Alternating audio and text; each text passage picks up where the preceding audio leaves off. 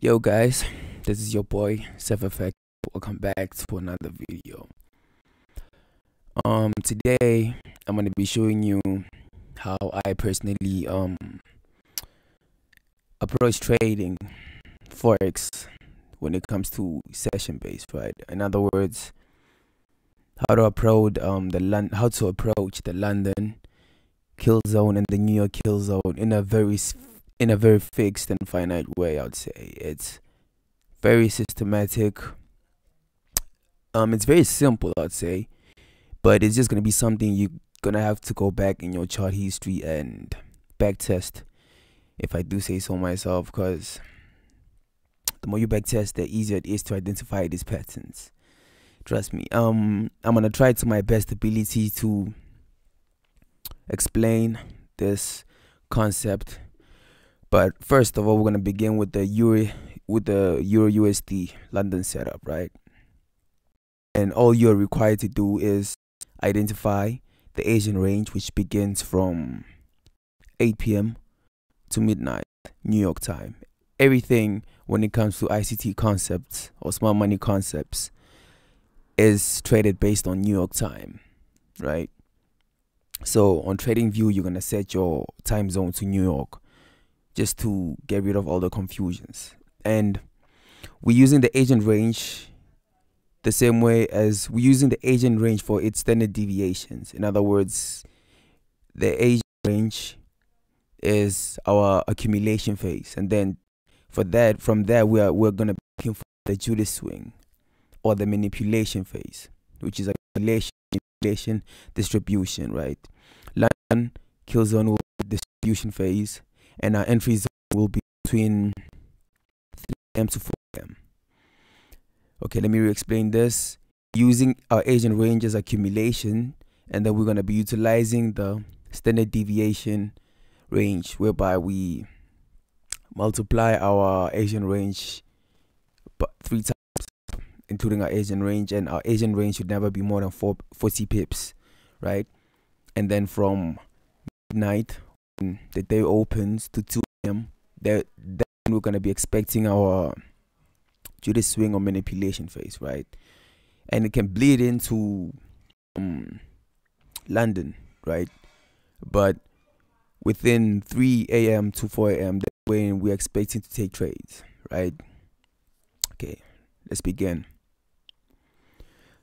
The first thing that you actually do to identify this, you're gonna be marking out your Asian range, right, on your time frame. I specifically use the hourly time frame to mark out all my Asian ranges, my central bank status range, or the flout range. But in this case, we're going to be utilizing the Asian range, but it works the same with the flout range and the central bank status range, right?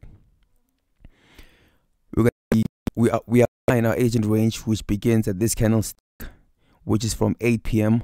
to midnight. This is our midnight open candlestick. So this is our accumulation range, right? And the price open from 2 midnight to 2, right? That's our Judas swing, our manipulation phase, right? And what are we expecting within our manipulation phase? We're expecting price to target the PDRA, right? Higher time frame PDRA. In this case, would be our fair value gap right here, right?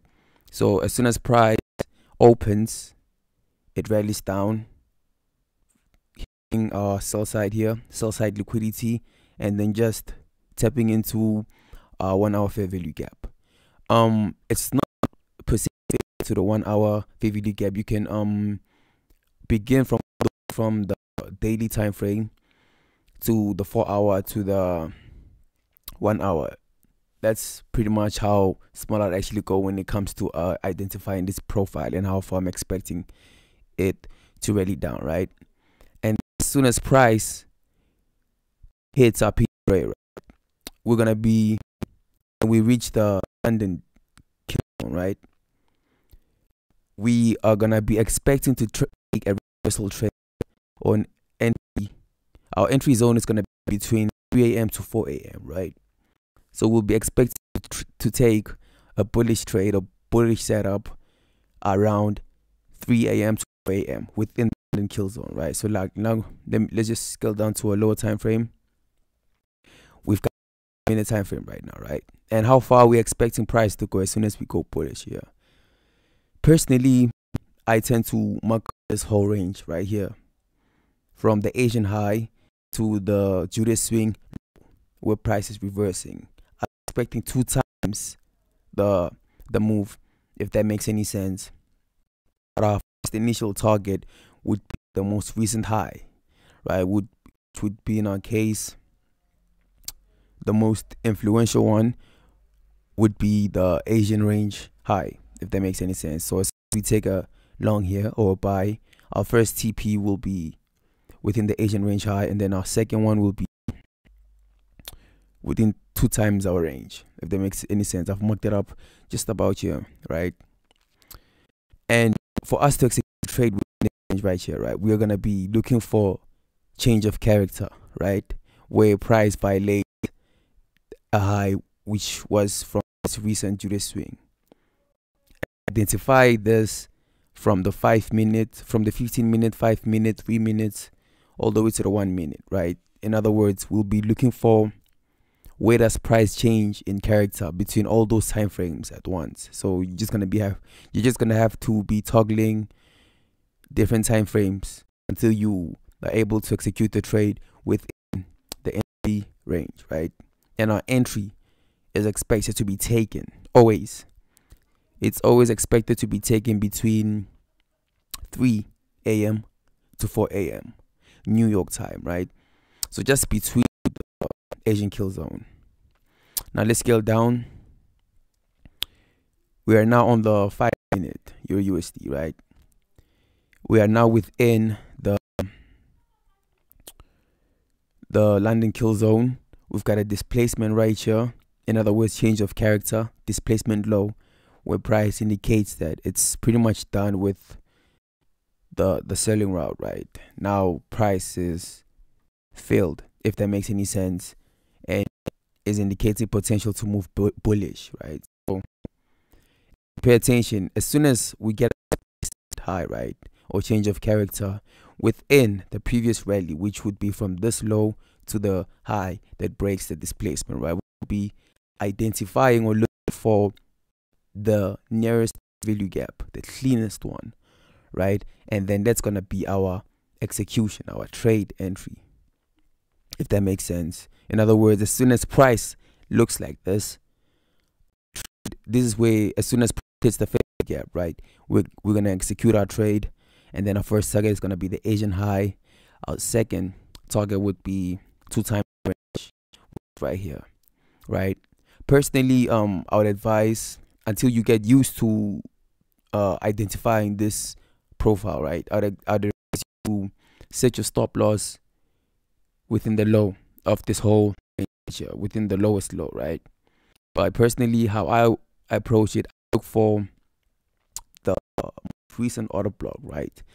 The order block they hit before price changed in character. In other words, the most recent bearish candlestick before the bullish rally, which in our case would be this one right here, and the lowest one. So I would divide this in half, and then within that range we've got our mean threshold, our order mean threshold. That's where I personally place my stop loss, because I'm not expecting price to reach that low, if that makes any sense. And this is how your setup should play out, or this is how we expect our setups to play out, right? Bearing in mind there's additional ways to execute, but personally, every time price drills into a gap, I would actually scale in and add in more positions to the trade, if that makes sense. Some people tend to use order blocks as a form of additions to execute trades, but I'm personally more comfortable with fair value gaps. So every time I identify fair value gaps, right, I scale in, if that makes sense, but only between the 8 a.m. to 4 a.m. range. That's the only area I'm actually taking trades, if that makes sense, right?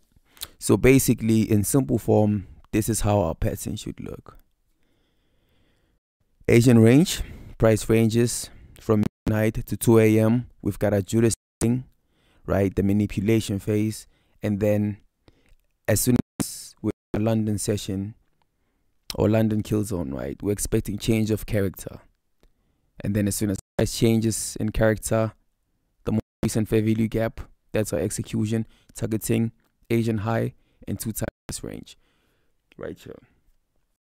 And bear in mind this, so now we're gonna be going into the New York setup, right? And this one is gonna be when we're identifying reversals for New York.